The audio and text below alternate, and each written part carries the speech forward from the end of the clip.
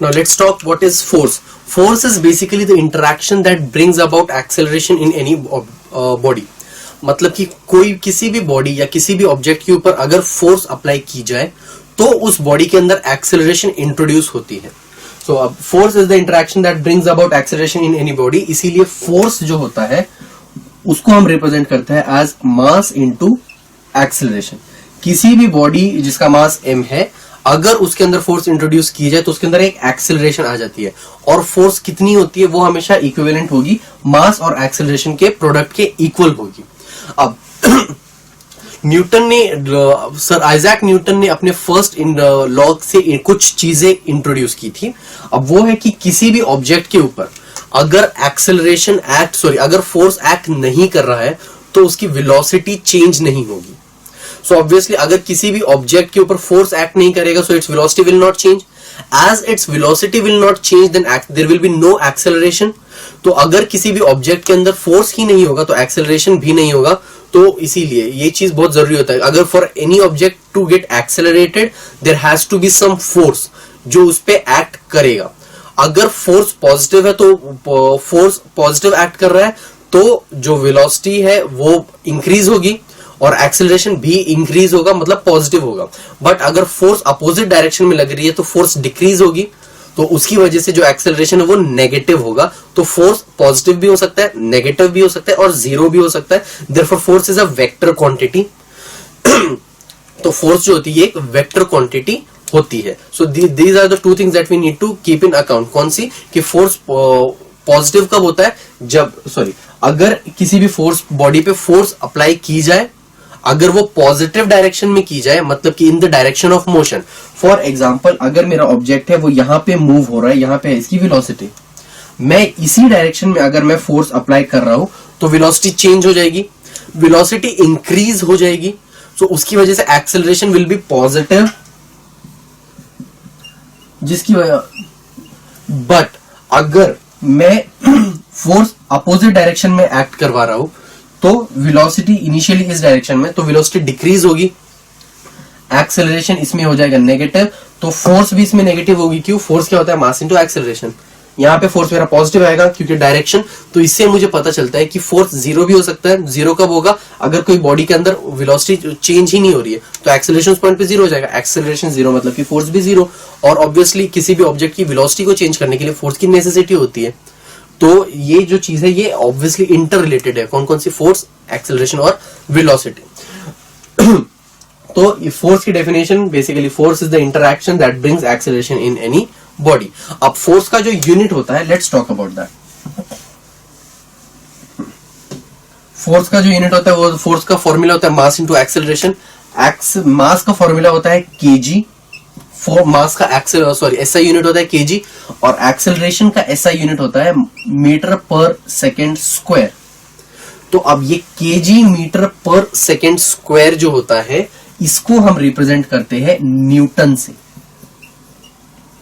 Obviously you cannot always write kg metre per second square, 10 kg per metre kg metre per second square. इसीलिए उसको इस total unit को एक term दे दी गई Newton. अगर if someone ask you what is Newton, Newton is 1 KG per metre square. अब अगर CGS unit की अगर बात की जाए, सीजीएस यूनिट के अंदर हम लोग क्या करते हैं? सीजीएस की अगर बात करें तो ये होता है सेंटीमीटर, ग्राम्स और सेकेंड. अगर मैं इसको सेंटीमीटर में कन्वर्ट करूं तो वो कितना हो जाएगा? 1 न्यूटन. ठीक है ना?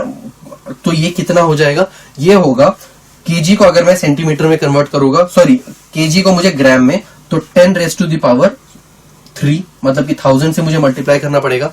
1000 ग्राम इंटू मीटर को अगर मैं सेंटीमीटर में कन्वर्ट करूं तो मुझे इंटू 100 करना पड़ेगा, into 100 centimetre divided by second square.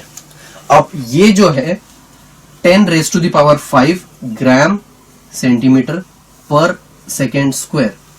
अब जैसे कि हमने यहाँ KG metre per second square को न्यूटन नाम दिया, वैसे ही ग्राम सेंटीमीटर पर सेकेंड स्क्वायर को हम डाइन नाम देते हैं. तो अब ये रिलेशन होता है न्यूटन और डाइन में.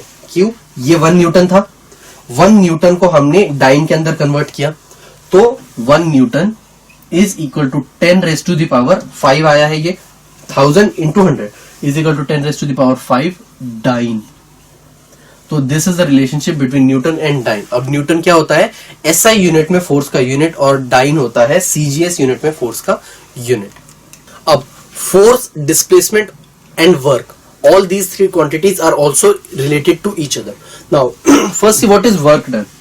Work done होता है amount of force applied to move a body from one place to another.